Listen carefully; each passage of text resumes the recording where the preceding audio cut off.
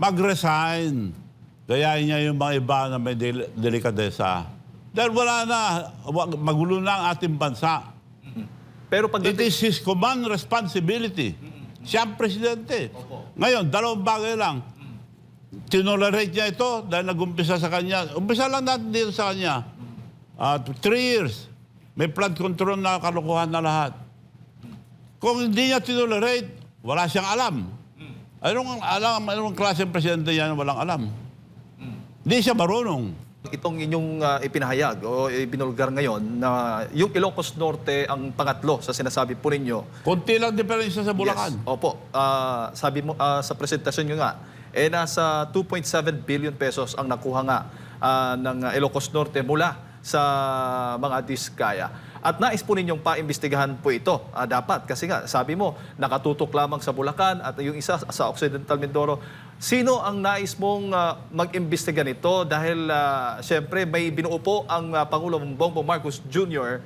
na ICI, Infrastructure Commission for Infrastructure, Independent Commission for Infrastructure, na mag-iimbestiga na dito sa mga maanumalyang flood control projects. Sa tingin mo po ba ninyo, anong magiging implikasyon kung itong ICI o ang ICI ba ay mag-iimbestiga dito sa Ilocos Norte? Yun nga ang prediction ko nung araw pa pag-umpisa. Walang mangyayari dyan sa Senate kako.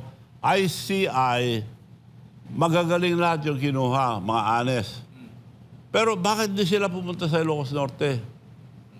Gusto nila hanggang kay Saldico lang. Wala. May demanda na ba? Wala pa. Puro dyaryo lang. Si President Bongbong Marcos na demanda na nung araw pa. Wala nangyayari. Kaya kako nga, magagandang batas natin, ang implementasyon, walang mangyayari yan. Ang nakukulong lang yung mga mahihirap. It's about time for a real change. Magbaguhin natin ang gobyerno. Kaya yung ginawa ni President Cory noon, na revolutionary government supported by the military, tapos mag-usap-usap lahat. Ngayon, nag-resign na si Mayor Magalong dahil balita ko, iba yata. hindi na sila napupunta sa Ilocos Norte. So, wala na mangyayari dyan kung hindi nila imbestigahan muna ang Ilocos Norte. Opo. Yung sino naglabas niyan? President. Tingnan muna natin yung probinsya niya. Kung malinis, he has all the right. Paimbestigahan niyang mga iba. Bakit nililis nila? Sino ngayon ang binubugbog nila? Ako binubugbog nila para lang magkaroon ng ibang issue, para lang may divert ang issue sa flood control. Ngayon, hihinto na nila. Hindi pwede ho. Opo.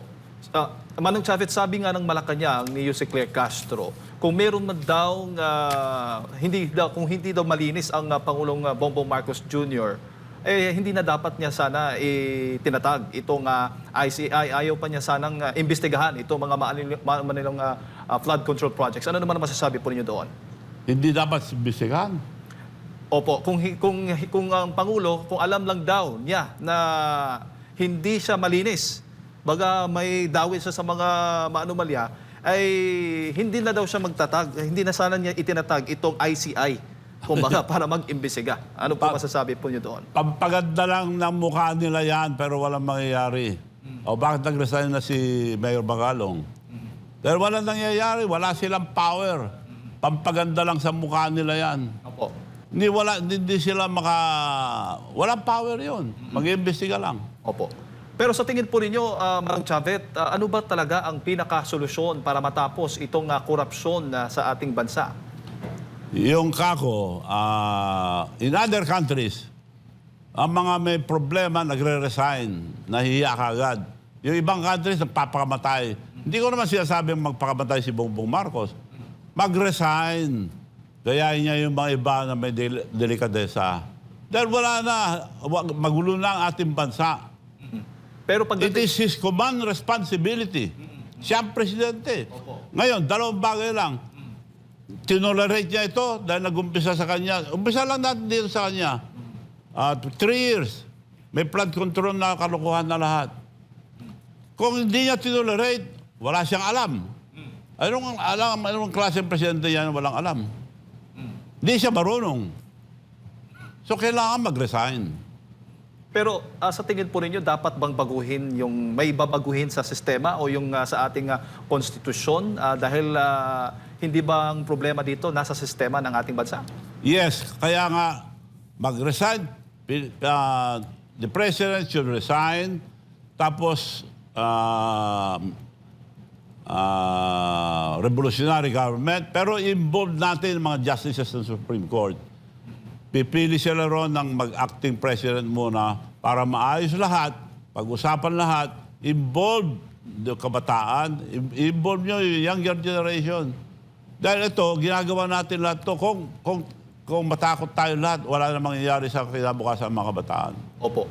Tulad na lamang po dito sa inyong ipinakita ngayon, Governor Manong Chavez, sa tingin mo may problema sa ating bidding process? Dahil nga, di ba, kapag nag-bid ka, maraming supplier ang mag-aalok sa iyo, magpo-propose ng iba-ibang mga presyo o rate po nila sa paggagawa ng kinakailangan nga, magsusupply sila.